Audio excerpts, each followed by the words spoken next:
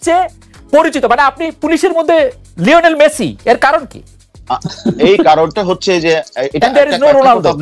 না, আপনি একটা কথা, সবাই তো খালেদ মহিউদ্দিন হয় না, সবাই তো মাসুদ কামাল হয় না, সবাই হয় মাসুদ কামাল, সবাই খালেদ মহিউদ্দিন হয় না।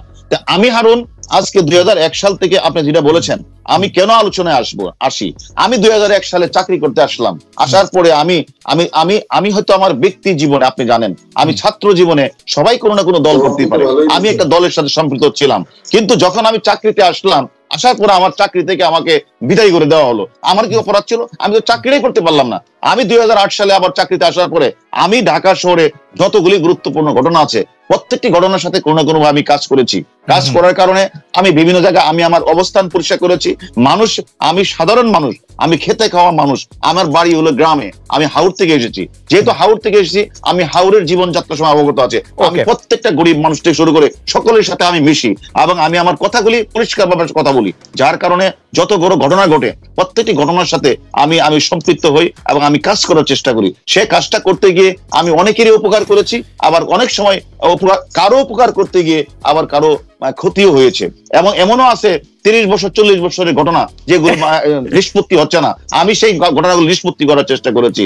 এমন সাবরিনা থেকে শুরু করে এমন শত শত ঘটনা আছে যে ঘটনাগুলি আমি কাজ করতে গিয়ে আমি সে কাজগুলি করেছি। এবং করার কারণে সকল মানুষ আমার পক্ষে তো থাকবে না, তাহলে যে কাজ করে না তার কোনো সূত্র নেই। আমি মনে করি পুলিশে অনেকে কাজ করে, পুলিশে যারাই কাজ করেছে। আমি শুধু একটা, মানে আপনি কি বলতে চান যে মানে বলতে চান, মানে এটা কেমন কথা হলো? আপনার ব্যাচের মধ্যে আপনি শুধু কাজ করছেন বা বেশি কাজ করছেন?